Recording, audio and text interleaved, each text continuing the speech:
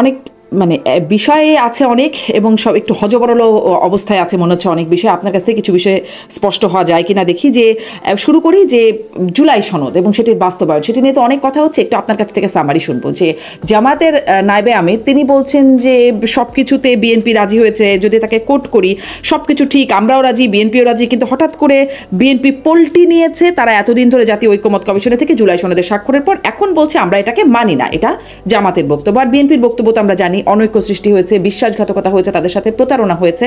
এটি হচ্ছে বিএনপির ভাষ্য। আসলে পল্টি দিল কে, বিশ্বাসঘাতকতা বা প্রতারণা করলো কে, আসল প্রতারক কে? এখানে আসল প্রতারক হলো জাতীয় ঐকমত্য কমিশন। এটা হলো মূল কথা। জাতীয় ঐকমত্য কমিশন, আমি শুরু থেকে আমি কখনোই এই জাতীয় ঐকমত্য কমিশনের যে লোকগুলো আছে এই লোকগুলোর উপর আমার কোনো আস্থা ছিল না, একদম শুরু থেকেই ছিল না। আমি সবসময় এদের ব্যাপারে বলে আসছিলাম যে ভুল লোককে এখানে নির্বাচন করা হয়েছে। তারা একটা মিশন নিয়ে এখানে আসছিল ওই দেশে। আলী রিয়াজ বলেন, মনির হায়দার বলেন, তারা একটা মিশন নিয়ে আসছে। মিশনটা হলো দেশে একটা পলিটিক্যাল একটা আনরেস্ট তৈরি করা, এবং তারা সেই মিশনের সর্বশেষ কার্ডটা খেলে দিয়েছে। এবং অলরেডি মনির হায়দার তো চলে গেছে শুনলাম, আবার হয়তো আসবে, আমি জানি না, কিন্তু এই কাজগুলো তারা করছে। এই পলিটিক্যাল আনরেস্ট তাদের লাভ, মানে মিশনের উদ্দেশ্য বাংলাদেশের আনরেস্টের অনেক লাভ, অনেকের লাভ। বাংলাদেশ যদি শান্ত, সুস্থির এবং গণতন্ত্রের পথে অগ্রসর হয়, তাহলে বাংলাদেশের জনগণ ছাড়া আর কারো লাভ নাই। এই হলো বেসিক কথা। কারণ সবাই এটা আনরেস্ট চায়, কারণ একটা প্রবাদ আছে বাংলায় যে ওলট পালট করে দিয়ে আমরা লুটে পুটে খাই। এই হলো মূল ঘটনা, এটি হলো বেসিক কথা। আমি আপনাকে বলি যে ঝামেলাটা কোথায় পাকছে। এই যে অনেকে বলতেছে না, জামাতের অথবা এনসিপির লোক বলতেছে কিন্তু যে কাবিনে সিগনেচার করেছেন, এখন সংসার করতেই হবে। এইগুলো হলো কেন, মানে মানুষকে বিভ্রান্ত করার একটা প্রক্রিয়া। কাবিনে সিগনেচার করলে সংসার করতে হয় না, মাথায় রাখতে হবে। কাবিন এবং সংসার এর মাঝখানে ডিভোর্স নামে একটা শব্দ আছে। কাজে ওইগুলি অত সহজ না বিষয়গুলো। বিষয়টা কি হয়েছে, তারা ঐকমত্য কমিশনের সনদে, জুলাই সনদে সিগনেচার করেছে, ঠিক আছে। এখন এটা কিন্তু দুইটা পার্ট, এক হলো জুলাই সনদ, আর এক হলো জুলাই সনদ বাস্তবায়নের আদেশ। জুলাই সনদটা কিভাবে বাস্তবায়ন হবে তার একটা আদেশ। আপনার আদেশটা কিভাবে দিবেন, আদেশটা কিভাবে বাস্তবায়ন করবেন, অনেকগুলি বাস্তবায়নের প্রস্তাব ছিল। আমি একটু সময় নিচ্ছি ডিটেলটা বলার জন্য আর কি। অনেকগুলি প্রস্তাব আসছে যে এটা আগামীতে যে সংসদ বসবে সেই সংসদে যারা নাকি এমপি হবে তারা এই বাস্তবায়ন করবে। সবগুলি না, কিছু কিছু তো এখনই রাষ্ট্রপতির অধ্যাদেশের মাধ্যমে করা যাবে, যেগুলো আইন আছে। আর যেগুলোর জন্য প্রায় 48টার মতো আছে, যেগুলোর জন্য আপনার কি করতে হবে, আপনার কি বলে সংসদের সংবিধান সংশোধন করতে হবে। এই জন্য মূলত এখন সংবিধান সংশোধনের এগুলো সংসদে পাস করাতে হবে 2/3 মেজরিটির মাধ্যমে। ওকে, এখন এটা কিভাবে হবে? বিএনপি বলতেছে যারা নতুন সংসদে আসবে তারা করবে, কিন্তু তাদের এই কথার উপর অনেকে বিশ্বাস রাখে না। বলে না, এটা এখনই করতে হবে, এখনই তোমাকে এটা নিয়ে মানে অঙ্গীকার করতে হবে। অঙ্গীকার করছি কিন্তু ওটা তো হবে না। তখন তারা বললো যে আমরা একটা আদেশ তৈরি করবো, যে প্রধান উপদেষ্টা দেবে, এবং সেটার মাধ্যমে আমরা বলবো যে এটা বাস্তবায়ন করতে হবে এবং বাস্তবায়নের পদক্ষেপগুলি কি হবে। একটা এই যে যারা এমপি হবে তারা এটা বাস্তবায়নের জন্য একটা এইভাবে পরিষদ হবে, সেই পরিষদের মেম্বার হবে, তারা এটাকে এটাকে সবগুলি এই জুলাই সনদে যা যা আছে সবগুলি তারা বাস্তবায়ন করবে। এবং যদি তারা 270 দিনের মধ্যে বাস্তবায়ন করতে না পারে তাহলে অটোমেটিক বাস্তবায়িত হয়েছে বলে গণ্য হবে। বিষয়টা কি? বিষয়টা হলো সারা দেশে যে 300 লোক নির্বাচিত হয়ে আসবে তাদের উপর কারো কোনো আস্থা নাই। তারা কি করবে না করবে এটা কোনো ব্যাপার না। ব্যাপার হলো আমি বলেছি, আমরা বলেছি। আমরা কারা? আমরা কারা? এই দেশের মানুষের কোনো মতামত নাই। বললো আমরা 30টা দল করেছি, এই 30টা দলকে দেশের সমস্ত মানুষকে রিপ্রেজেন্ট করে। দেশের মানুষের মতামত নেওয়ার জন্য তো আবার গণভোটের কথা বলা হচ্ছে।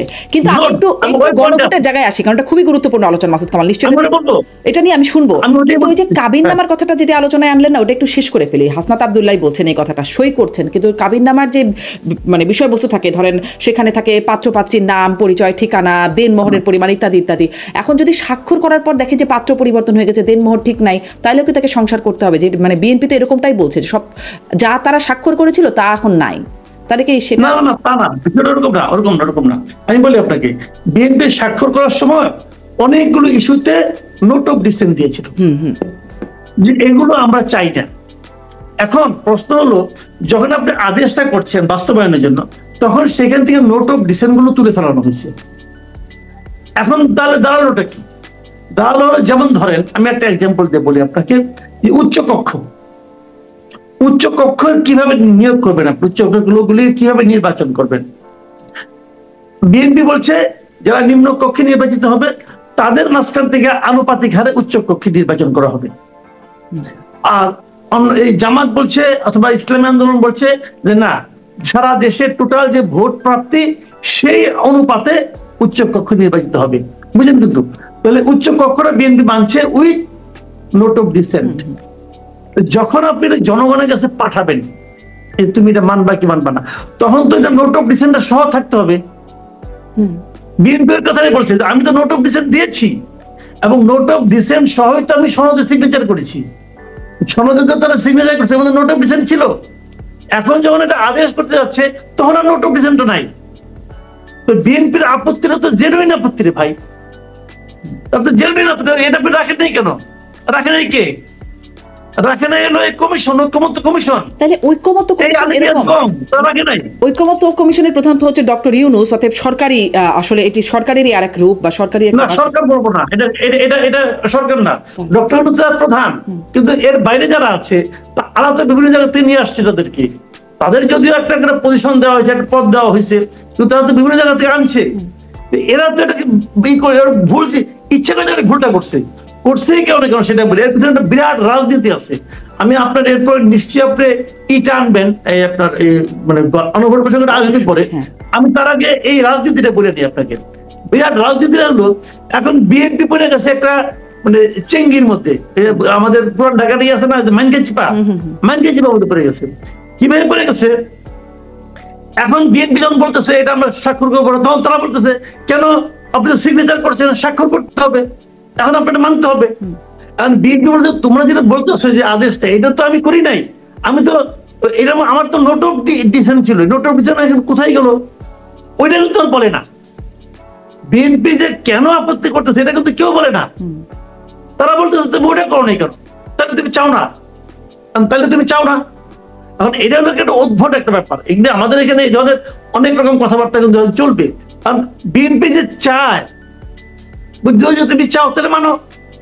ভাই আমি তো নোট অফ ডিসেন্ট বলেছিলাম, এই হলো ক্যারিকেচারটা। এখানে বেসিক্যালি এই কাজটা করা হয়েছে বিএনপি কে পলিটিক্যালি কর্নার করার জন্য।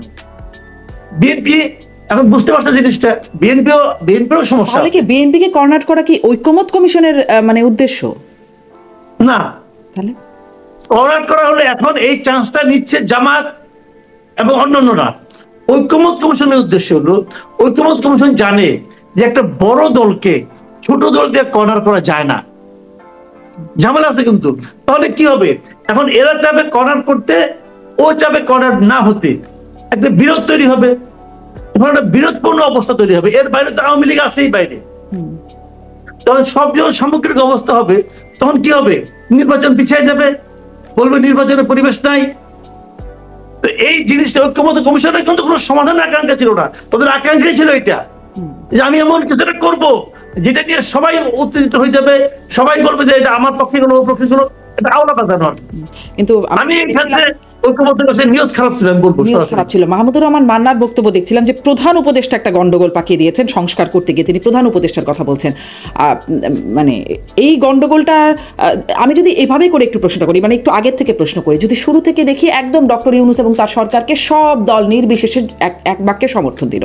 তারপরে দেখলাম কিছুদিন পরে বিএনপি বলে আমাকে গুরুত্ব দিচ্ছে না, আমরা চাইলেও সাক্ষাৎ করতে পারছি না, এরকম একটা অবস্থানে গেল এবং খুব জামাত এর দিকে ঝুঁকে আছে সরকার, এরকম একটা অভিযোগ জামাত এনসিপির দিকে আছে, এরকম একটা বিষয় হলো। তখন একটা এরকমও দেখছিলাম বিএনপি আন্দোলনে যাওয়ার একটা হুমকি বার্তা দিচ্ছিল, 3 উপদেষ্টার পদত্যাগের কথা বললো। তারপর হঠাৎ করে লন্ডন বৈঠক হলো, উল্টে গেল পরিস্থিতি। তখন আবার জামাত বলতে থাকলো, এনসিপি বলতে থাকলো যে বিএনপির দিকে ঝুঁকে পড়েছে, আর বিএনপি তখন একরকম সব কিছুতেই মানি, আস্থায় পরিচয়। এমনকি প্রধান উপদেষ্টার মধ্যে শহীদ প্রেসিডেন্ট জিয়াউর রহমানকেও দেখতে পেলেন তারা, এই একটা অবস্থা চলে গেল। এখন আবার ঐক্যমত্য কমিশনের এটা শেষে আবার দেখা যাচ্ছে উল্টে গেল পরিস্থিতি। মানে এরকম কদিন পর পর গণেশ উল্টাচ্ছে কেন? এটা কিন্তু সম্পূর্ণ পলিটিক্যাল ব্যাপার না, এই পুরো জিনিসটা হলো ডক্টর ইউনূসের সমস্যা। ডক্টর ইউনূস মোটেই পলিটিক্যাল লোক না। এবং পলিটিক্যাল পার্টিগুলোকে কিভাবে হ্যান্ডেল করতে হবে উনি সেটা জানেন না, ওনার সেই যোগ্যতা আল্লাহ দেয় নাই। অথচ উনি এমন একটা পোস্টে আসছেন যে পোস্টের দায়িত্ব হলো, মূল কাজ হলো পলিটিক্যাল পার্টিগুলোকে হ্যান্ডেল করা। যে কারণে উনি সিরিয়াস টাইপের লোক না রে ভাই। রাষ্ট্র চালনার জন্য, রাষ্ট্র পরিচালনার জন্য যতটুকু ঠান্ডা মাথা দরকার, যতটুকু সিরিয়াসনেস দরকার, ওনার সেটা নাই, একদমই নাই। এবং সবচেয়ে বড় কথা হলো কি, ওনার সেই ইচ্ছাও নাই।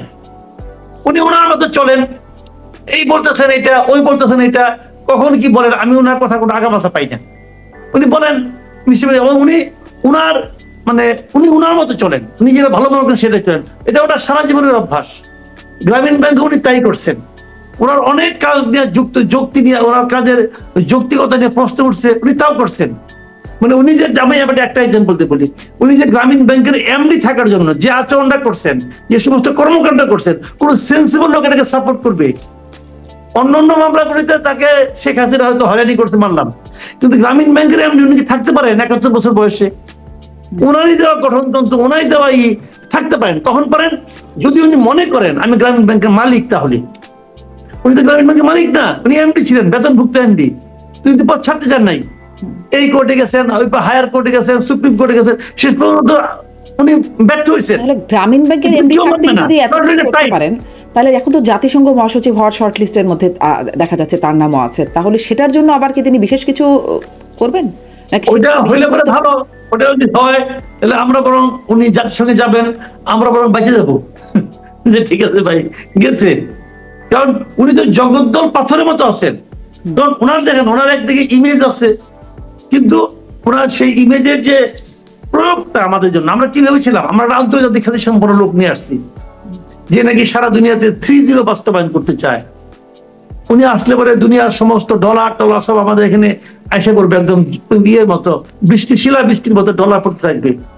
উনি আসলে পরে এখানে, উনি বলতেন না পৃথিবীর কাছে আমরা যাবো, কোনো পৃথিবী আমাদের কাছে আসবে। আসছে পৃথিবী আসছে? পৃথিবী আসে নাই। উনি যান পৃথিবীতে, পৃথিবীর সঙ্গে দেখা করে না। ইংল্যান্ডে তো গেছিলেন, ইংল্যান্ডের প্রাইম মিনিস্টারের সঙ্গে দেখা করছে? দেখা তো করে নাই। ইংল্যান্ড, ইতালি, কাতার এবং কাতারের আমিরও তার সঙ্গে, শেখ হাসিনার তার সঙ্গে দেখা করে নাই, কেউ দেখা করে নাই। আর ওনার কাছে কেউ আসছে? আসে নাই। এগুলি যে বলছেন না, উনি সবসময় বলেন, ওনার স্টাইলটাই। ওনাকে আমি বলি, উনি হলেন কথার ফেরিও না। উনি কথা দিয়ে সবাইকে বোঝানোর চেষ্টা করেন যে অমুক তমুক করে ফেলেছি। আসলে ভাই ওটা এক সময় ছিল, যখন আপনি কেবল নোবেল লরিয়েট ছিলেন, তখন আপনি বলতেন, লোকে মুগ্ধ হয়ে শুনতো, শুনে টুনে নিয়ে করতো। এখন তো এই অবস্থা নাই, রাষ্ট্র ক্ষমতায় আসছেন। আপনি আমাকে বলে একটা কথা বলি শেষ করে ওনার সম্পর্কে। এই যে ওনার 3-0 প্রকল্প, এইটা আইডিয়াটা, 3-0 কি আছে? 0 পভার্টি, তাই না? 0 আনএমপ্লয়মেন্ট এন্ড 0 কার্বন এমিশন। এই তো জিনিসটা খেয়াল করেন কিন্তু। আচ্ছা আপনি আমাকে বলেন, যদি 0 পভার্টি হয়, তাহলে 0 আনএমপ্লয়মেন্টের কি দরকার ভাই? যদি একই জিনিস, এটা সমর্থক মানলাম, তারপরে নিশ্চয়ই কিছুটা পার্থক্য আছে। উনি বলছেন যেহেতু জ্ঞানী লোক, মানলাম। উনি সারা দুনিয়া এটা বলে বেড়েছেন কেন? মানে সারা দুনিয়ার যারা শাসক আছেন তাদেরকে উনি প্রভাবিত করার চেষ্টা করছেন যে আপনি এমন কিছু নিয়ম নীতি বানান যাতে নাকি আপনার দেশে এবং আপনার আশেপাশের দেশে 0 পভার্টি হয়, 0 আনএমপ্লয়মেন্ট হয় এবং 0 কার্বন এমিশন হয়। ঠিক আছে, মানলাম। উনি তো 1 বছর ধরে একটা দেশের রাষ্ট্র ক্ষমতায় আছেন, উনি কি এখন সেটা করতে পারছেন? আমি একটা সিম্পল উদাহরণ দিয়ে বলি, প্রতিদিন এখানে আনএমপ্লয়মেন্টের আন্দোলন হচ্ছে। চাকরির বয়স 35 করতে হবে, এই দাবিতে আমি দেখলাম প্রেস ক্লাবের সামনে একটা গ্রুপ 42 দিন অবস্থান নিছে। পুলিশ যাদের লাইট দিয়ে খেলাইছে, সেই ছবিও দেখছি। ওরা কি চাকরি চাইছে? চায় নাই। ওরা চাকরিতে প্রতিযোগিতা করার সুযোগটা চেয়েছে। আপনি তো 0 আনএমপ্লয়মেন্টের জন্য কোনো পদক্ষেপ নেন নাই ভাই, তাহলে আপনি এগুলি বলেন কেন? ওই যে বললাম, উনি হলো কথার ফেরিও না, উনি বেসিক্যালি কথার ফেরিও, আর কিচ্ছু না, যে কথার কোনো মূল্য নাই। আরো 0 দেওয়া যায় তাহলে আরো ভালো হয়। ধরেন 0 করাপশন দিলাম, হ্যাঁ, আরো কয়েকটা 0 দিয়ে দিলাম, যেগুলো নেতিবাচক সব 0 দিয়ে দিলাম, তাহলে তো আরো নতুন থিওরি আবিষ্কার হতে পারে। উনি নিশ্চয়ই আসলে এটা ভালো বুঝবেন, আমাদের চেয়ে অনেক বুঝ সম্পন্ন মানুষ উনি।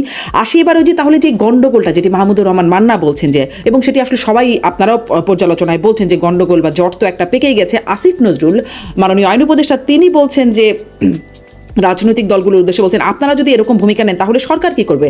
আমরা ঠিক বুঝতে পারছি না, এতদিন আলোচনার পর আপনারা যদি ঐক্যমতে না আসেন তাহলে আমরা সত্যি কি করব? মানে হায়াল্লা আমরা কি করব? আসিফ নজরুলের যে একটা স্টাইল আছেন সেরকম একটা জায়গায় এসে পড়ছে কিনা এখন? আসলে আমরা হায়াল্লা কি করব? এই গন্ডগোল থেকে কে ছুটাবে আমাদেরকে, আর কিভাবে এই গন্ডগোলটা ছুটবে? দেখেন, আমি এই ধরনের মন্তব্যটা যারা আসিফ নজরুলের কাছ থেকে আশা করিনি। সত্যি কথা বলতে গেলে আমি ওনাকে বেশ সেন্সিবল লোক মনে করতাম। উনি যে কথাটা বললেন, বলার আগে ওনার উচিত ছিল যে বিএনপির আপত্তির জায়গাটা কি সেটা কাগজ কলমে দেখা। বিএনপি যে আপত্তিটা করেছে এটা যদি কাগজ কলমে দেখতেন, মিলিয়ে দেখতেন যে ওরা কি বলেছে, সেটা শুনে আপনি বলেন। আপনি এটা না দেখা দেখছেন কিনা আমি জানি না, দেখলে তো ওনার বোঝার কথা। উনি তো যথেষ্ট জ্ঞানী লোক, আমি ওনাকে পার্সোনালি খুব পছন্দ করি, উনি যথেষ্ট জ্ঞানী লোক। কিন্তু উনি কেন এই কথাটা বললেন ভাই, আমার কাছে আমি হিসাবে মিলে না। আমার বিএনপি শুনেন ভাই, আমি নিজে বিএনপি করি না, কিন্তু বিএনপি যে দাবিটা আমার কাছে ভ্যালিড মনে হয়েছে।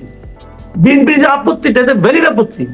বিএনপির সঙ্গে মাহমুদুর রহমান মান্না বলতেছে, জুনায়েদ সাকি বলতেছে, এরা সবাই কিছুই বুঝে না। এটা আসিফ বলতে পারলেন এটা কি পলিটিক্যাল পার্টির ঝগড়া? না, এটা পলিটিক্যাল পার্টির ঝগড়া না। এখন যদি আসিফ নজরুল বিএনপি যা বলছে সে সত্যি বলছে বা সঠিক বলছে এরকম কিছু বলে, তাহলে তো এমনিতেই এনসিপি তাদের ছাগল খাচ্ছে। এনসিপি বলছে আসিফ নজরুলের সেফ এক্সিট নাই, এরকম একটা অবস্থা। এরকম কথা যদি বলে ফেলেন তাহলে তো তিনি আরো বিপাকে পড়বেন না, যেমন মাহফুজ পড়েছেন। সেফ এক্সিট এনসিপির খুঁজতে হবে না, এনসিপি নিজে সেফ এক্সিট খুঁজতে বলেন। দুনিয়াটা তো সহজ না ভাই, অন্য সেফ এক্সিট এনসিপি কে ভাবতে হবে না, তাদের সেফ এক্সিট খুঁজতে বলে। না কি করছেন না করছেন এটা হিসাব করেন, গত 1-1.5 বছরে আপনারা কি করছেন ওইটাও হিসাব হবে, ওইটা একটু খুঁজে দেখেন কি অবস্থায় আছেন আপনারা। এখন মানে সেফ এক্সিট এখন বর্তমানেই যেমন আছে সেখান থেকেই তাদের ক্ষমতা বা তাদের মানে তাদের সক্ষমতার জায়গাটা আমি আপনার কাছ থেকে জিজ্ঞাসা করি। নাসিরউদ্দিন পাটোয়ারি বলছেন যে এই যে বিএনপির যে নোট অফ ডিসেন্ট এটিকে তিনি বলছেন নোট অফ চিটিং, এবং তিনি বলছেন যে ভাইয়াগিরি করার জন্য নতুন বাংলাদেশে এমনটি করতে দেওয়া হবে না। মানে বিএনপি এই নোট অফ চিটিং দিয়েছে ভাইয়াগিরি করার জন্য, নতুন বাংলাদেশে এমনটি করতে দেওয়া হবে না। ঐক্যমত কমিশনে বিএনপি কিছু করতে চাইলে তরুণরা প্রতিহত করবে। আর তার আগেই কিন্তু সালাউদ্দিন আহমেদের বক্তব্যের প্রেক্ষিতে তিনি বলছিলেন বেশি হাসি আসলে আমাদের কাছে আসবেন, কান্না ছুটিয়ে দেব। মানে এনসিপির কি কান্না ছুটিয়ে দেওয়া বা প্রতিহত করে ফেলবে বিএনপিকে, এরকম সক্ষমতা এনসিপি না, তাদের সেই সক্ষমতা নাই। আমি একটা এক্সাম্পল বলি, ওনারা বলেন না কিছু হলে খালি তরুণদের অজুহাত দেন যে তরুণদের নিয়ে, ইয়াংদের নিয়ে, স্টুডেন্টদের নিয়ে আমরা হ্যান করবো ত্যান করবো। ভাই আপনাদের সঙ্গে স্টুডেন্টরা আছে আছে, এই যে ডাকসু জাকসু রাকসু চাকসু মানে আপনার 4টা ইউনিভার্সিটি যে ছাত্র সংসদ নির্বাচন হলো, একটাতেও এনসিপির যে ছাত্র সংগঠন আছে কেউ বিজয়ী হয়েছে? বাদ দেন বিজয়ী হওয়া, একটাতেও তারা প্রতিদ্বন্দ্বিতা করতে পারছে, সেকেন্ড পজিশনে আসতে পারছে কোন একটা ইউনিভার্সিটিতে কোন একটা পোস্টে পারছে? ভাই এদেশের তরুণ সমাজ আপনাদেরকে প্রত্যাখ্যান করেছে। এই তথ্যটা যত দ্রুত আপনারা আপনাদের মগজের মধ্যে নিতে পারবেন, তারা যদি তাদের সাথে থাকে, আমি বলছি শিবির জামাতের কথা বলছি, যে তারাও তো একই রকম দাবি কথা বলছে, তারা যদি সাথে থাকে তাহলে কি প্রতিহত করতে পারবে বা ওই যে কান্না ছুটানোর মতো সক্ষমতা তারা রাখবে? হ্যাঁ, তারা যদি সঙ্গে থাকে তাহলে তারা আওয়াজ তুলতে পারবে, এর চেয়ে বেশি কিছু না ভাই। শুনেন, বিষয়টা হলো কি, এনসিপির যতগুলি সফল প্রোগ্রাম আছে বাংলাদেশে, যতগুলো, তার সঙ্গে সবসময় সে দুইটা শক্তি পাশে পাইছে, একটা হলো জামাত শিবির, একটা হলো সরকার। এর মধ্যে যদি সরকার তার সঙ্গে না থাকে তাহলে ভাই এরা নো হয়। আমরা কিন্তু নিশ্চিত থাকেন ভাই, আমরা তো মাঠে ঘাটে যাই, তাই না? আমরা তো মাঠে ঘাটে যাই, দেখি তো অনেক জেলা পর্যায়ে এনসিপির কিছুই নেই, কেউ ছিলেন এনসিপির পাবলিক।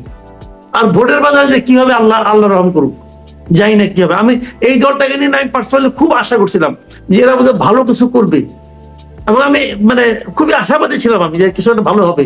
কিন্তু এদের কিছু নেতৃবৃন্দের উল্টাপাল্টা কথা, উল্টাপাল্টা কর্মকাণ্ড, এবং এগুলি দিয়ে মানুষের কাছে তারা নিজেদেরকে একটা সন্দেহযুক্ত দলে পরিণত করছে। এনসিপির প্রসঙ্গ যখন আসলে আমি আসলে মূল প্রসঙ্গটাতে যাব, গণভোট একটা খুবই গুরুত্বপূর্ণ, কিন্তু এনসিপি প্রসঙ্গ যেহেতু আপনি বলছেনই, এতদিন ধরে শাপলা শাপলা শাপলা এতই গুরুত্বপূর্ণ মনে হলো শাপলা পেলেই যেন জয় হয়ে যাবে, শাপলা ছাড়া নির্বাচনই যাবে না, আর নির্বাচন কমিশনও দেবে না এরকম একটা অবস্থা, দুইটাই একরকম একটা একগুয়ে অবস্থায় আছে। নির্বাচন কমিশন এখন রাজি হলো, কিন্তু শাপলা কলি কেন? শাপলা দিলে সমস্যা কে ছিল? এত ঘাপলা শাপলা নিয়ে কেন থাকছে? শাপলা নিয়ে ঘাপলার মূল কারণ হলো, শুনেন বিষয়টা হলো কি, আমি কিন্তু এখানে এনসিপি কে দোষ দিই না। এনসিপি চাইতেই পারে, এনসিপি চাওয়াটা কোনো অন্যায় না। সে চাইলো, তুমি করলো, না দিলে আমি ইলেকশন যাবো না সেটাও বললো, সব ঠিক আছে। আমার কথা হলো, আমি এখানে দেখি নির্বাচন কমিশনের দুর্বলতা।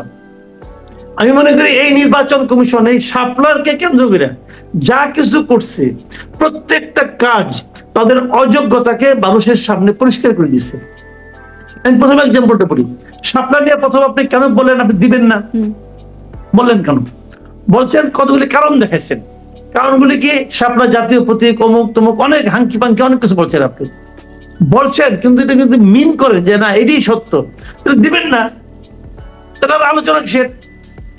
যেটা আপনার তালিকায় নাই সেটা আপনি দিবেন না, শেষ, আলোচনা হয়ে গেল, কিন্তু এক কথায় শেষ। তো তালিকায় যুক্ত তো করলোই শেষ পর্যন্ত। তালিকা আপনি যুক্ত করেন কেন? কারণ ওদের চাপে। তার মানে একটা পলিটিক্যাল পার্টি তার পছন্দের চাপ অনুযায়ী যুক্তি করতে পারে, চাপ দিতে পারে। কালকে যদি ইসলামী আন্দোলন বলে আমি হাত পাখা নিব না, আমার কোরআন শরীফ দেন, আমার প্রতীক হবে কোরআন শরীফ দেন। কেউ একজন বললো আমার প্রতীক হবে কাবা শরীফ দেন, দিবেন? দিবে? আমি কথাটা বোঝার চেষ্টা করেন। আমি চাইতে পারি কাবা শরীফের ছবিটা আমি চাই, ওটা আমি প্রতীক চাই, দিবে ইলেকশন কমিশন? দিতে পারবে? চাপ প্রয়োগ করে।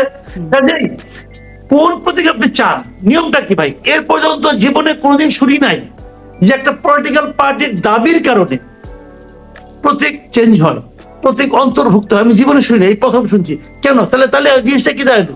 এই পলিটিক্যাল পার্টি অনেক পাওয়ারফুল, অথবা এই পলিটিক্যাল পার্টির পেছনে গভর্নমেন্ট আছে, হয়তো গভর্নমেন্ট তাকে ফোন করছে, গভর্নমেন্ট তাকে চাপ দিছে। যদি গভর্নমেন্টের ফোনে সে যদি তার সিদ্ধান্ত চেঞ্জ করে, এইটাও তো তার অযোগ্যতা। একটা সাংবিধানিক প্রতিষ্ঠান হিসেবে যদি সে প্রধান উপদেষ্টার ফোন পাইয়া অথবা অন্য কোনো উপদেষ্টার ফোন পাইয়া যদি সেটা সিদ্ধান্ত থেকে সরে আসে, তাহলে বুঝতে হবে যখন প্রকৃত ইলেকশনটার সামনে আসবে তখনও তো ফোন আসতে পারে, তখনও তো চাপ আসতে পারে, তখন ইলেকশন কমিশন কি করবে? কিছুই করতে পারবে না। এই ইলেকশন কমিশন নিজের দুর্বলতা এবং অযোগ্যতা একদম স্পষ্টভাবে প্রমাণ করেছে। আমি মনে করি এই ইলেকশন কমিশনের পক্ষে এই বাস্তবতায় একটা অবাধ ও নিরপেক্ষ নির্বাচন করা সম্ভব না। এটা একটা বাস্তবতার কথা বলেন, এরকম আরো অনেক বাস্তবতা নিশ্চয়ই আমরা কথা বলতে বলতে আসবে যে অবাধ ও সুষ্ঠু নির্বাচন সামনে আসলেই হবে কিনা, বা ডক্টর ইউনূস যেটি আসলে উপহার দিতে চাচ্ছেন ইতিহাস সেরা নির্বাচন, সেটি আসলে হবে কিনা সেটি আসি। আর তার আগে গণভোট, যে মানুষ কি চায় সেটি নিয়ে কথা বলছিলাম। যে গন্ডগোলটা যে পাকলো, যেটি মাহমুদুর রহমান মান্নাও বলছেন, সেই গন্ডগোল যদি আমি এই প্রশ্নটা মানে আগেও করছিলাম, যে গন্ডগোলটা যদি ধরেন সব নাই, সব রাজনৈতিক দল একমত হয়ে সুন্দরভাবে রাজি আছে সবকিছুতে, কিন্তু এই প্রশ্নটা এইটাও তো আসছে যে 48টা মানুষ বোঝে এই 48টা প্রস্তাবনায় কি আছে, আর কিছু না হয় অল্প কিছু মানুষ বুঝলো, কিছুতে এগ্রি করলো, কিছুতে করলো না, তারা কি করবে? যারা একদমই বুঝে না তারা কি করবে? 48টা প্রস্তাব, আবার জামাত বলছে নভেম্বরেই হতে হবে গণভোট।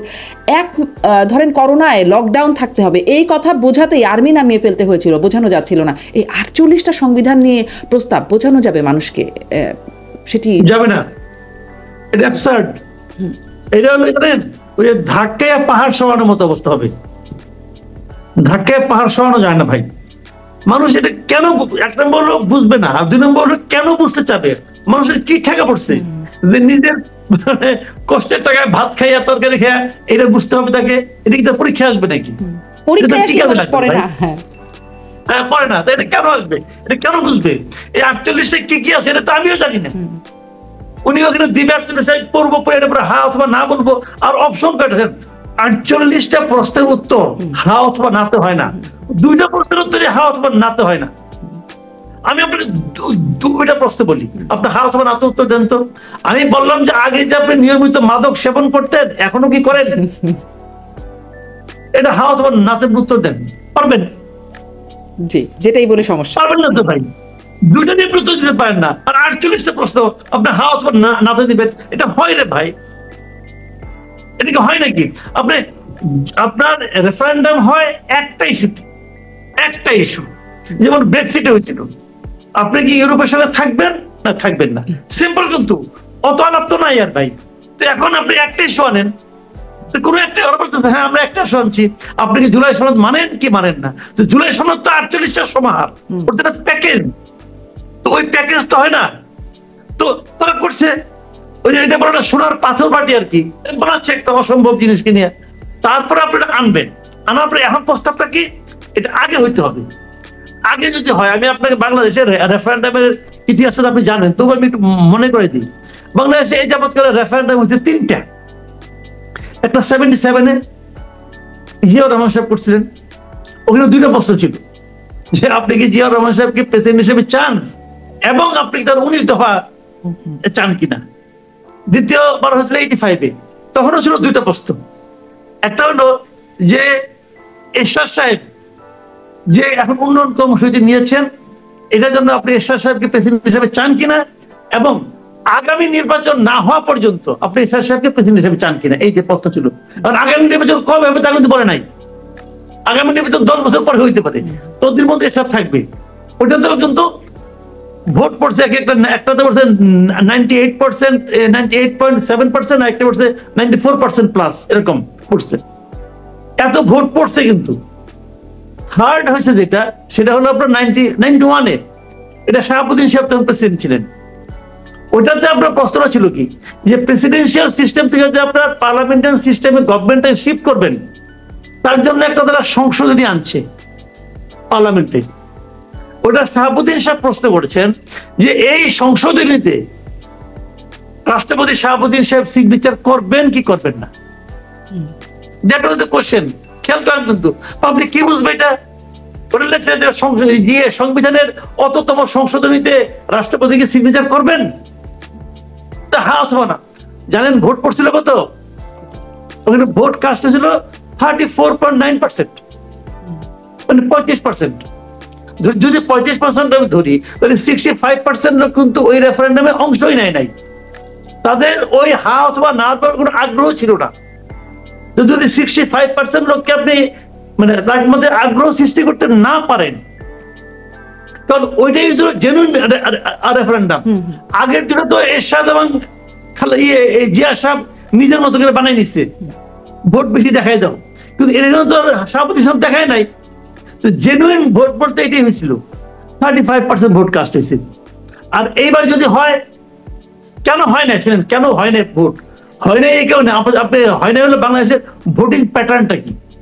আমাদের ভোটিং প্যাটার্ন হলো যারা প্রার্থী থাকে তারা কিন্তু ভোটারদেরকে নিয়ে আসে, কেন্দ্রে আসতে বাধ্য করে, কেন্দ্রে আসতে উৎসাহ দেয়।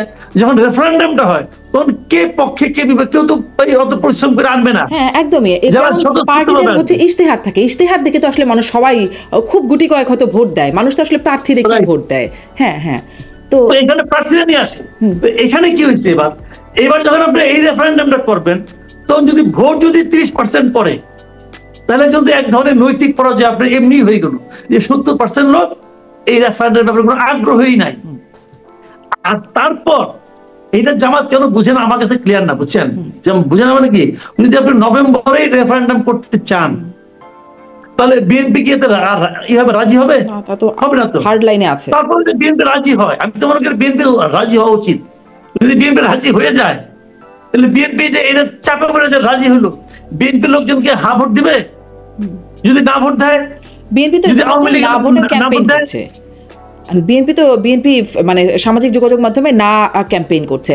আর আওয়ামী লীগ তো কোনোভাবে এই জুলাই সনদের পক্ষে থাকবার কথা না, এটা একদম মানে জলবদ্ধ। যদি আপনার না ভোট হয়, যদি না জয়যুক্ত হয়, দেখেন এই যে জাতীয় ঐক্যমত্য কমিশনের 84টা পয়েন্ট অমুক পয়েন্ট করছে, এখানে কিন্তু কিছু কিছু ভালো জিনিসও আছে। নিশ্চয়ই সবই যে খারাপ তা কিন্তু, অনেক ভালো জিনিস আছে। যেগুলি ভালো আছে যদি না হয়ে যায়, তো সবই যে বাতিল হয়ে গেল।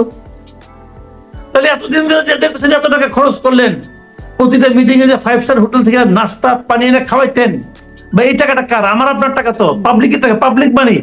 আপনি যে পাবলিক মানি অপচয় করছেন, এর জন্য কে জবাবদিহি করবে?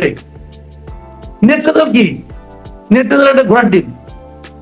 তো এই তো হচ্ছে জি, এবং সেই ঘোড়ার ডিম আবার সামনে নির্বাচনের উপরও প্রভাব ফেলার একটা মানে একটা চোখ রাঙাচ্ছে সেই ঘোড়ার ডিমও। মানে বিএনপি যে সেই কবে থেকে নির্বাচনের জন্য মানে পিঠে ছালা বেঁধে থাকে, যাই বলুক সে মেনে নেয়, এরকম একটা অবস্থা। এখন সেই নির্বাচনটা তারা মানে হবে তো মনে হয় যে এই ঘোড়ার ডিম যখন সামনে। আমি এখনো বিশ্বাস করি ফেব্রুয়ারিতে নির্বাচন হবে। আমি মনে করি এই যে জামাত এখন যেগুলি বলতেছে বিএনপির বিরুদ্ধে, এটা হলো জামাত জাস্ট মাঠ গরম করতেছে, এবং জামাত তার মানে পাবলিকের কাছে সে যাওয়ার চেষ্টা করতেছে এবং বিএনপিকে ডিফেন্ড করার চেষ্টা করতেছে। কিন্তু নির্বাচন ফেব্রুয়ারিতে হবে এবং সেই নির্বাচনে যাওয়ার জন্য বিএনপি জামায়াত সবাই উন্মুখ হয়ে আছে, তারা নির্বাচনে যাবে। আপনি গ্রামাঞ্চলে যাই দেখেন, এখন জামাত কিন্তু মানে পুরো দমে তাদের নির্বাচনী প্রচারণা চলছে। তারা ফজরের নামাজ পড়েই কিন্তু নির্বাচনী প্রচারণা শুরু করে দেয়, এবং নির্বাচনী প্রচারণা সারা দেশে চলছে, এবং নির্বাচন ফেব্রুয়ারিতে হবে। এর আগে যা কিছু দেখতেছেন এই সবই হলো যার যার মাঠ গরম করা। এবং এই যে মাঠ গরম করার পাশাপাশি এটা কোন পর্যায়ে যাবে জানি, এটাকে আবার ইস্যু করে কেউ অন্য কেউ চলে আসে কিনা তা আমি বলতে পারবো না। এই যে ইস্যুটা তৈরি করার জন্য, ইস্যুটা কিন্তু বানিয়ে দিয়ে গেছে আবার ঐক্যমত্য কমিশন। ইস্যু করে অন্য কেউ চলে আসে, অন্য কে? এটার মানে যা বলছে ওইটুকুই বুঝে নেন। মানে অন্য কে চলে আসতে পারে সেটি আর বলবেন না। সবাই বুঝতে পারছে, আপনিও বুঝতে পারছেন, হয়তো আমার যে বেশি কথা বলে লাভ কি ভাই? কি ভাসুরের নাম যে মুখে নেওয়া যাবে না? আচ্ছা, তাহলে ভাষণটা কি কে জানে, ভাষণ হইতে পারে, অন্য কিছু হইতে পারে। আচ্ছা, আমার তো ভাষণ নাই। আসি একটু যে যখন দেশে এরকম এক দল আরেক দলকে প্রতারক, বিশ্বাসঘাতক বা পল্টিবাজ এরকম আখ্যায়িত করছে, আবার এই আলোচনা হচ্ছে, আমি আলোচনায় আনতে চাচ্ছি সাবেক প্রধানমন্ত্রীর সাক্ষাৎকারের বিষয়টি। তার সাক্ষাৎকার নেওয়া যাবে কি যাবে না, নেওয়া কতটা অপরাধ হয়ে যাবে, কোটি টাকা দিলেও কেউ নেবেন না, আবার কেউ নিতে চান, এই একটা আলোচনা চলছে। তখন দেখা যাচ্ছে যে একসাথে কতগুলো বিদেশি গণমাধ্যমে, 3টি বিদেশি গণমাধ্যমে, আন্তর্জাতিক গণমাধ্যমে তার সাক্ষাৎকার প্রকাশ হলো, এবং দেখা যাচ্ছে যে আরও কিছু নাকি পেন্ডিং আছে, আরও নাকি আসবে, সেটি জানা যাচ্ছে। আসলে কি বার্তা দিলে, তার কিছু বিষয় আমি ভেতর থেকে আনবো, কিন্তু এই সময়ে এসে এরকম সাক্ষাৎকার কি বার্তা পাওয়া গেল? শুনেন, আমি এখন দুটো জিনিস বলি। একটা জিনিস হলো, আমি নিজে একজন সাংবাদিক, আমি ইউনিভার্সিটির সাংবাদিকতা বিভাগে পড়াশোনা করেছি, সাংবাদিকের এথিক্স কিছু কিছু জানি। এতদিনে কিছু ভুলছে কিনা জানি না, বাংলাদেশের যে পরিবেশ হয়তো কিছু ভুলতেও পারি, কিছু কিছু জানি। সাংবাদিকরা কি করে, কার ইন্টারভিউ নেয়? আমার কেউ ইন্টারভিউ নিবে? আমি তো পাবলিক রে ভাই, আমার ইন্টারভিউ কেউ নিবে? নিবে তার যার ইন্টারভিউ নিলে লোকে দেখতে চাইবে, এবং লোকে এই মুহূর্তে কার কথা শুনতে চায় তারটাই নিবে। এই যে আপনার একসঙ্গে এতগুলি টেলিভিশন, এতগুলি সংবাদ মাধ্যম, রয়টার, আল জাজিরা, এপি, সবাই যে তার ইন্টারভিউটা নিল, তো এই প্রতিষ্ঠানগুলি সাংবাদিকতা বুঝে না,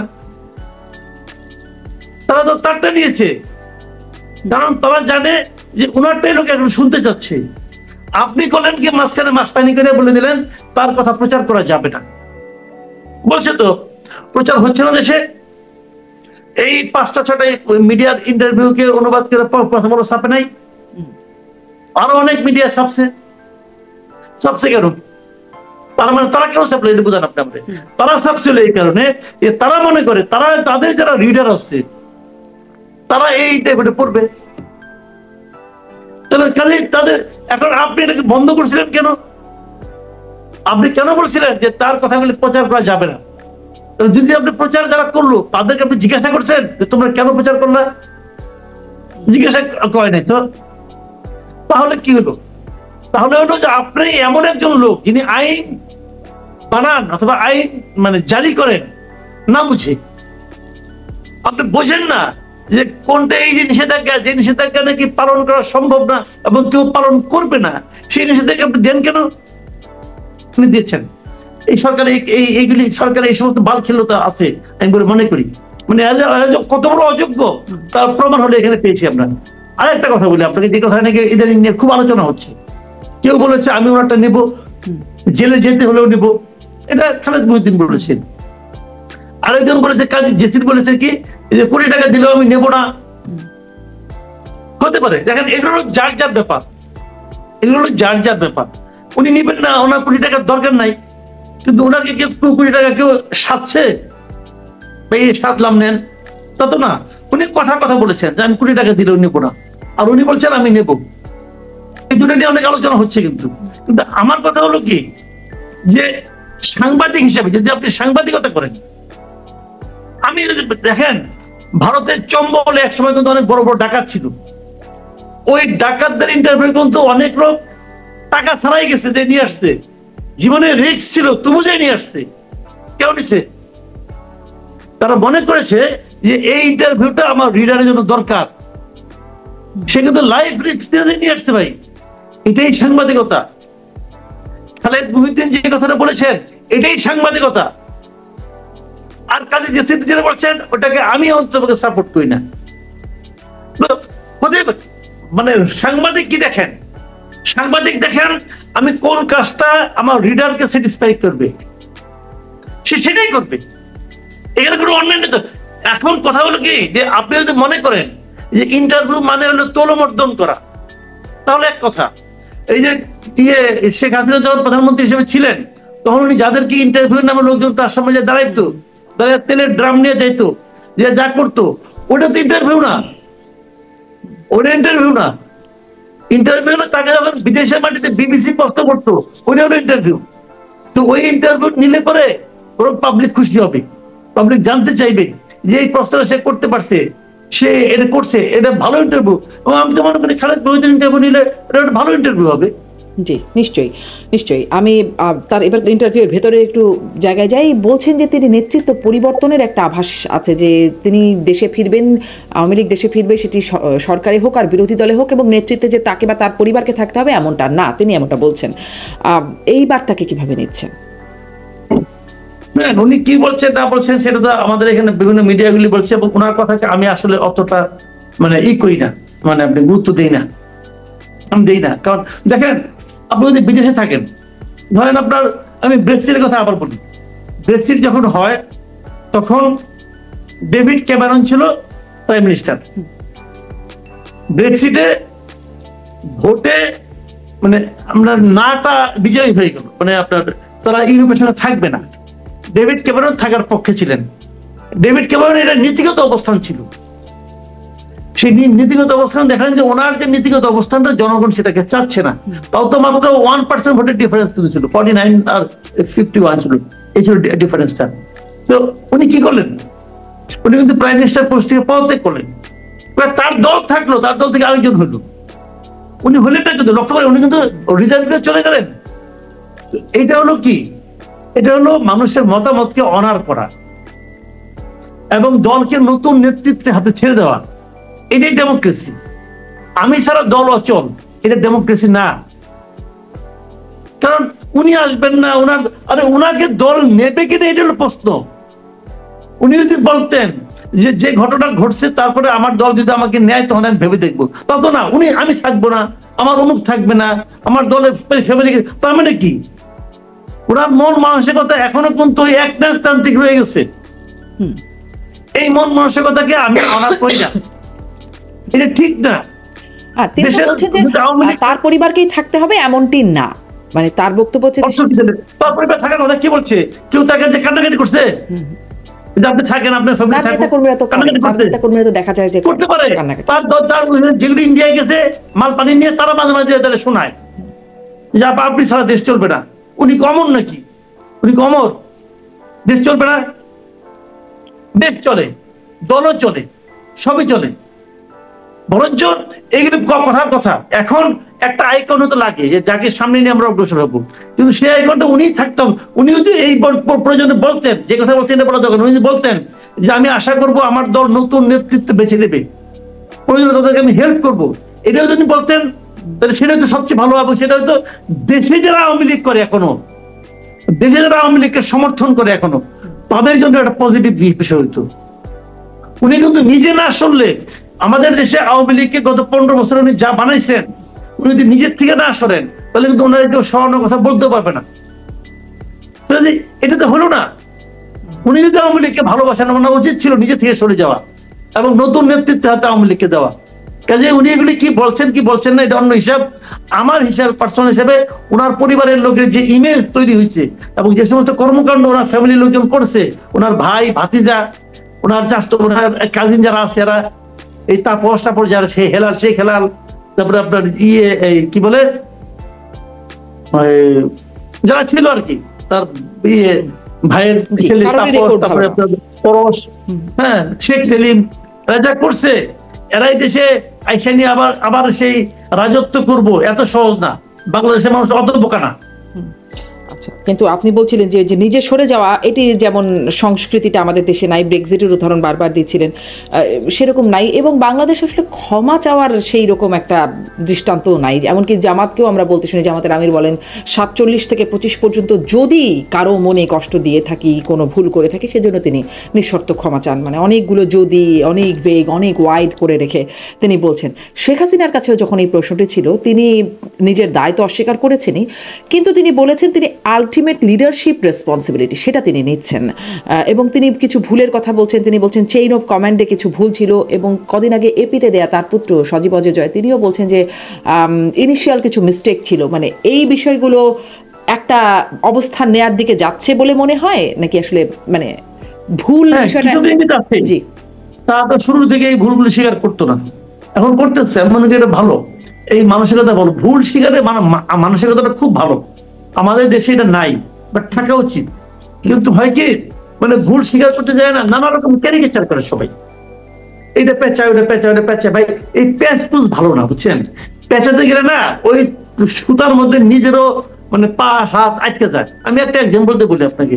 ডক্টর শফিকুর রহমান কি বলছে, 1947 সাল থেকে আজকে 22শে অক্টোবর রাত্র 8টা 11 মিনিট পর্যন্ত যদি আমাদের আচরণে কেউ দুঃখ পেয়ে থাকেন তাহলে, আচ্ছা, এর মধ্যে তো 2024 ছিল, 2024 তো শেখ হাসিনা তার আচরণে দুঃখ পেয়েছে, তাহলে কি সে শেখ হাসিনার কাছে ক্ষমা চাইছে নাকি? চাইছে? এইগুলি ভাই বুঝলাম না, এগুলো কি একটা জিনিসকে ঢাকার জন্য অনেক নাটক করে, এত নাটক হতে কিছু নাই। আপনি স্ট্রেট হতে বলে দেন যে 71-এ আমার দল যে ভূমিকা নিয়েছে সেই ভূমিকার জন্য আমরা ক্ষমা প্রার্থী। সিম্পল। তারা আপনি বললে হবে না, আপনি কে, আপনি বললে হবে না, আপনার দল একটা রেজলিউশন নেই যে দল হিসাবে আমরা যা করেছি এটা ঠিক করিনি, এই জন্য জাতির কাছে আমরা ক্ষমা প্রার্থী। এটা বললে পর আপনাদের মান সম্মান যাবে না। আপনারা তো অনেক কিছুই করতেছেন, মানে ভোট পাওয়ার জন্য তো পাগল হয়ে গেছেন। পাগল হইতে হইতে বলে দিয়েছেন যে মেয়েদের জন্য আপনার কর্মঘন্টা 5 ঘন্টা করবেন, এটা তো বলছেন। আপনার কাছে কেউ চাইছে? বাংলাদেশের কোনো মেয়ে আপনার কাছে বলছে যে আমরা আমাদের কর্মঘন্টা কবে 5 ঘন্টা করেন? কেউ তো চায় নাই। তা আপনি এটা দেওয়ার জন্য পাগল হয়ে গেছেন কেন? তার মানে আপনি আপাতত 8 থেকে 5-এ আসছেন, পরে এক সময় ধীরে ধীরে 5 থেকে এটা 0-তে নিয়ে যাবেন। পরদিন মেয়েদের কোনো কাজকর্ম করার দরকার নাই, ঘরে বই থাকো। ভাই, এইগুলি মানুষ বুঝে। এই 5 ঘন্টাতেও তো আসলে এটা আমাদের নিজেদের মানে কর্ম অভিজ্ঞতা থেকে বলি, অনেকেই মাতৃত্বকালীন ছুটি দিতে হয় বলেই মেয়েদেরকে অনেকে চাকরিতে নিতে চায় না, যে বেসরকারি চাকরিতে। যখন জানবে একটা মেয়ে 5 ঘন্টা কাজ করবে, তখন তাকে কেন নেবে একজন এমপ্লয়ার, যে আমি একটা পুরুষকে নেবো, সে অন্তত 8 ঘন্টা কাজ করবে, বেশি সার্ভিস পাবো, তাই নয় কি? এবং তারপরে ভাই, এগুলি মন পৌঁছলে তো অনেক খারাপ। সেটাই, মানে এটাও জানেন, তার হচ্ছে বড় কথা, কোন নারী কি আপনার কাছে বলেছে, কেউ কি দাবি করেছে আপনার কাছে যে আমাদের কর্মঘন্টা কমান, আমি পারি না 8 ঘন্টা করতে? কে বলছে? কেউ তো বলে নাই। তো আপনি নিজের থেকে এগুলি বলে, তার মানে কি সে ভোটের জন্য পাগল হয়ে গেছে, ভাই আমাদের ভোট দাও, আমাদের ভোট দাও, এইগুলি বোগাস। জি, আপনি ওই যে নির্বাচন নিয়ে কয়েকটা জায়গায় প্রশ্নের আছে, গণভোট ইত্যাদি আরো অনেক কিছু বিষয়ে চোখ রাঙাচ্ছে, নির্বাচনের উপর একটা শঙ্কার কারণ তৈরি করছে কিনা সেই প্রশ্নটা করছিলাম। তার সাথে সাথে এটাও একটু যুক্ত করি যে শেখ হাসিনা বলেছেন তার ভোটারদেরকে বা সমর্থকদেরকে, আওয়ামী লীগের সমর্থকদেরকে ভোট বয়কট করতে। এখন আমি এই প্রশ্নটা করছিলাম একজন আওয়ামী লীগ নেতাকে, যে শুধু বয়কট নাকি বানচালও হবে আর কি, সেটি এখনো পর্যন্ত তাদের সিদ্ধান্তের মধ্যে নাই বলে তিনি জানাচ্ছিলেন। কি মনে হয় বয়কটের ইম্প্যাক্টটা কেমন হবে, প্রভাব কেমন হবে? না, শেখ হাসিনা তো বানচালের কথা বলেন না, বয়কটের কথা বলেছে। হ্যাঁ, আচ্ছা। তো এখানে আমি মনে করি এই সিদ্ধান্তটা কিন্তু অনেক বড় প্রভাব ফেলবে।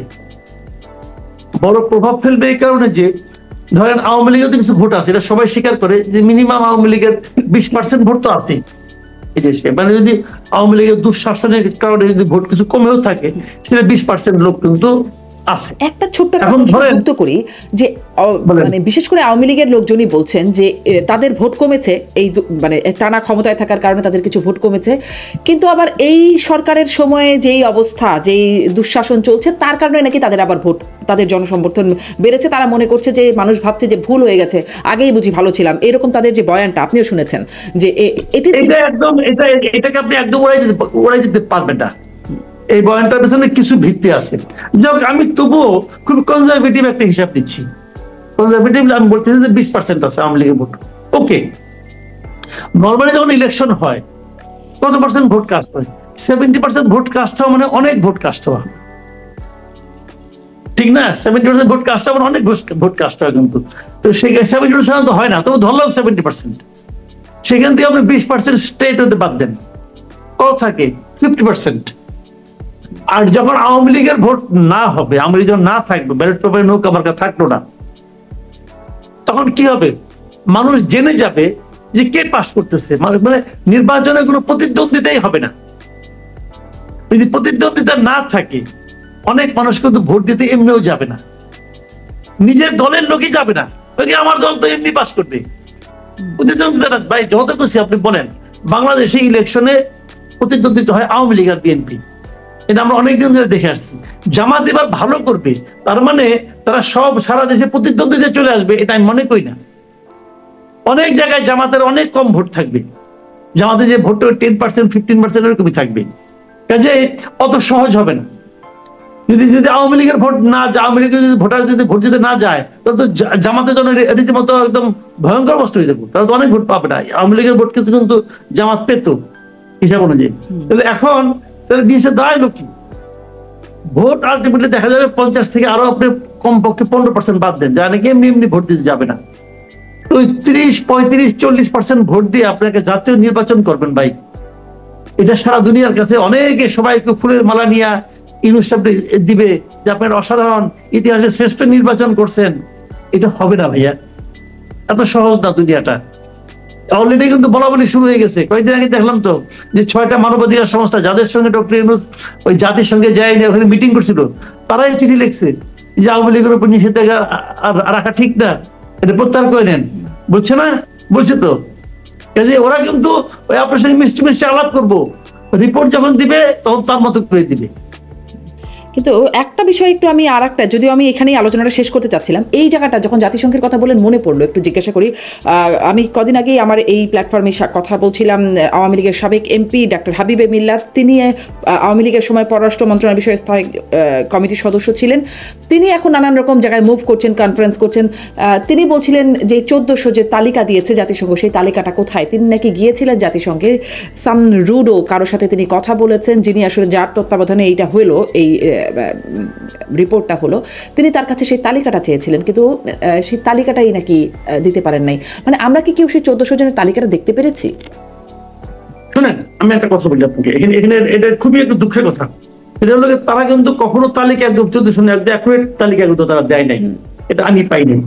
তারা একটা ধারণা দিয়েছিল যে এতজন হতে পারে। আচ্ছা ঠিক আছে, তারা এই রিপোর্টটা করছে কয়দিনে বলেন? তারা কিন্তু এটা জানুয়ারিতে করেছে, রিপোর্টটা দিয়েছে। তারা কিন্তু খুব বেশি দিন যে সময় নিচ্ছে তা না, কিন্তু তারা ধরেন ম্যাক্সিমাম 1 মাস তারা বিভিন্ন জনের সঙ্গে কথাবার্তা বলে করেছে। আচ্ছা, তারা নয় পারে নাই ভাই, তারা 1 মাসে কি আর করবে? এই দেশের সমস্ত প্রশাসন যন্ত্র হলো আমার সরকারের হাতে। সরকার কি এই 1.5 বছরের তালিকাটা করতে পারছে? পারে নাই। আমি আপনাকে আরেকটা কথা বলি, সবচেয়ে সংক্রান্ত সবচেয়ে ভালো তালিকা এবং অথেন্টিক তালিকা এই পর্যন্ত যতগুলি আমি দেখেছি, সেটা করেছিল জামাতে ইসলাম। জামাতে ইসলাম এই যারা নিহত হয়েছে তাদের তালিকা করছে এবং এটা এখনো চলমান আছে। এর মধ্যে তারা এটা নিয়ে 12টা বই বাই করছে এবং বেশ মোটামোটা বই, এক একটা বইয়ের 2 কেজি করে হবে। সেই বইয়ে তারা প্রত্যেকটা নিহত ব্যক্তির ছবি, ফ্যামিলির ছবি, তার ন্যাশনাল আইডি কার্ডের ছবি, কোথায় মারা গেছে সেই ঘটনার বর্ণনা, হাসপাতালের সার্টিফিকেট, সমস্ত কিছু আপনি ওটা দেখলে বুঝবেন যে এই লোকটা আসলে কোথায় মানে অত্যন্ত গুরুত্বপূর্ণ একটা কাজ জামাত ইসলাম করছে। যে কাজটা জামাতে ইসলামের মতো একটা পলিটিক্যাল পার্টি করতে পারলো, সেই কাজটা সরকার করতে পারে নাই। সেই কাজটা সবচেয়ে বড় বিরোধী দল নিজেদেরকে দাবি করে যে বিএনপি, তারাও করতে পারে নাই। যদি বিএনপি করতে পারতো তাহলে বিএনপি বড় দল, অনেক লোক আছে, তাদেরটা হয়তো আরো ভালো হতো। যদি গভর্নমেন্ট করতো, গভর্নমেন্টের প্রচুর অর্থ আছে, তাহলে গভর্নমেন্টটা আরো ভালো হতো। কিন্তু তারা কেউ করে নাই, জামাত করছে। এর কারণটা কি? এর কারণটা হলো তারা আসলে করতেই চায় না, তারা করতেই চায় না। জামাত করতে চায়, জামাত করেছে। আমি কিন্তু এখানে জামাতকে ধন্যবাদ দেবো, জামাত একটা বেসিক কাজ করছে, এই কাজটা আর কেউ করে নাই। ওদের এখানে লক্ষ্য হলো যে কিভাবে ক্ষমতায় যাওয়া যায়, কিভাবে ক্ষমতায় থাকা যায়, ক্ষমতায় গেলে এবং থাকলে আয় ইনকাম ভালো হয়। জামাতের তালিকায় কতজন আসলে এসেছে, যেটা একদম অথেন্টিক? জামাতের তালিকা প্রথম তারা করছে 10টায় আছে বোধহয় 698 জনের মতো, সরি 900 জনের মতো আছে। না সরি, প্রথমবার 698 জনের মতো আছে। আর পরে আর 2টা বই আছে, বাই করছে, সব মিলে বই হলো তাদের 12টা।